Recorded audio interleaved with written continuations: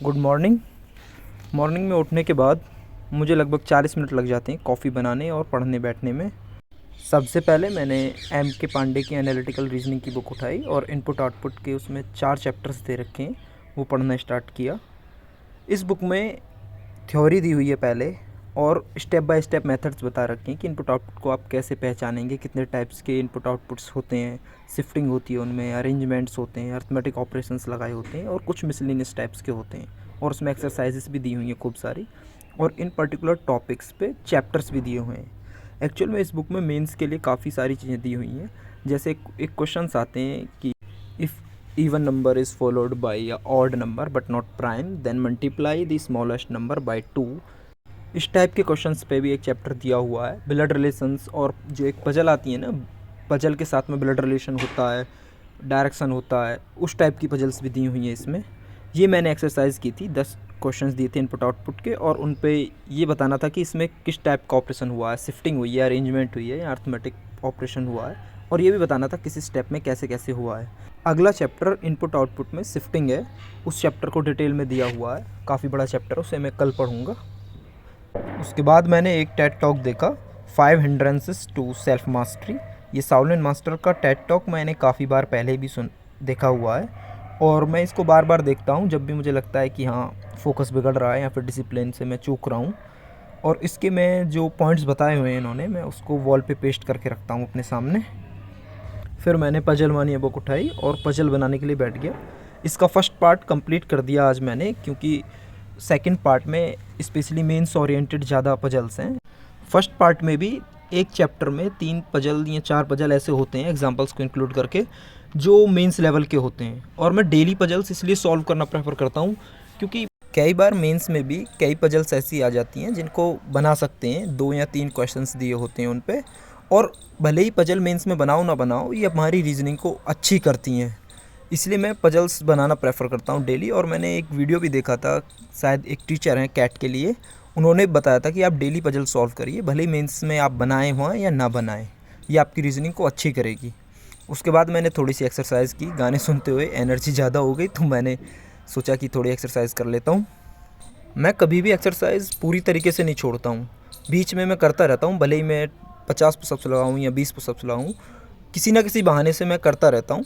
उसके बाद मैं न्यूज़पेपर पढ़ने के लिए बैठा, और उसमें एडिटोरियल के जस्ट अपोजिट में जो एक पेज आता, उस पर एक रिपोर्ट आई थी कि महाराष्ट्र में जब से माई लड़की बहन योजना लॉन्च हुई है तब से बैंकर्स पर अटैक बढ़ गए हैं। कुछ बैंक मैनेजर्स के इंटरव्यू छपे हुए थे, और उसमें से एक बंदे की तो नाक ही तोड़ दी थी किसी कस्टमर ने।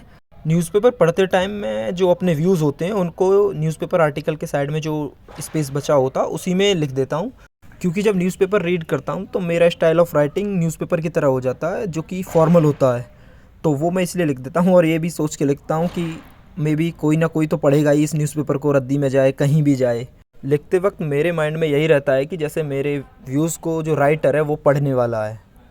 एक न्यू बुक ऑर्डर की थी मैंने, द पावर, उसका प्रीफेस पढ़ा मैंने। मैं जो भी बुक्स पढ़ता हूँ उनका टाइम कैलकुलेट नहीं करता हूँ मैं अपने पढ़ने के आवर्स में, और मैं ये बुक्स इसलिए पढ़ता हूँ क्योंकि जब आप न्यूज़पेपर पढ़ रहे हैं तो आपको कॉन्शियसली न्यूज़पेपर को पढ़ना है कि क्या इंग्लिश यूज़ हो रही है, क्या पॉइंट्स हैं, कैसे उसमें पैसेज को डिज़ाइन किया है राइटर ने। बट जब बुक्स पढ़ता हूँ तो उनको मैं बिल्कुल एकदम खाली दिमाग से पढ़ता हूँ, क्योंकि उस वक्त मैं अपने सिर्फ इंग्लिश को इंटरनलाइज कर रहा होता हूँ।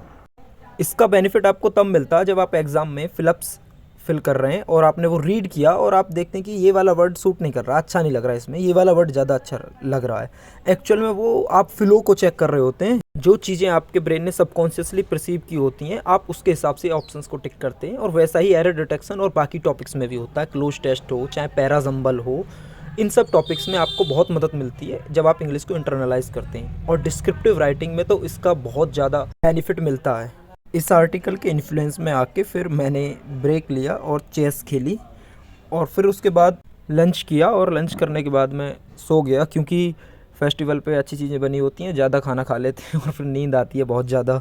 फिर मेरी आँख ऐसे 3:30 या 4 बजे के आसपास खुली थी। उसके बाद मुझे एक सेक्शनल मॉक देना था क्वांट के लिए, ऑलिव बोर्ड का फर्स्ट सेक्शनल मॉक दिया मैंने क्वांट का। उसमें सिर्फ मैंने 9.5 मार्क्स स्कोर किए, एक क्वेश्चन गलत हुआ था सिर्फ, बट एक DI थी 2 मार्क्स में, मैंने उसको सॉल्व करने में 25 मिनट लगा दिए।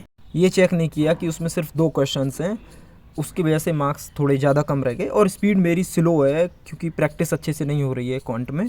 अब आगे से प्रैक्टिस करूँगा अच्छे से और क्लासेस भी करूँगा, तो क्वांट में स्कोर को इंक्रीज़ करके 21 के अराउंड तो लेके जाना है एटलीस्ट। उसके बाद इवनिंग में मैं एक ब्रेक लेके आया और इंग्लिश में पैरा जंबल पढ़ने के लिए बैठा। 2-3 पैरा जंबल ही सॉल्व किए थे मैंने कि तभी मम्मी गोवर्धन पूजने के लिए ले गई और फिर वहाँ बैठ के बात बनाने लगा और भूल गया कि पढ़ना भी था, और उस चक्कर में खाना खाने में लेट हो गया और रात लेट सोए। कल की करंट अफेयर का रिवीजन करना था और वो भी रह गया। Thank you for watching.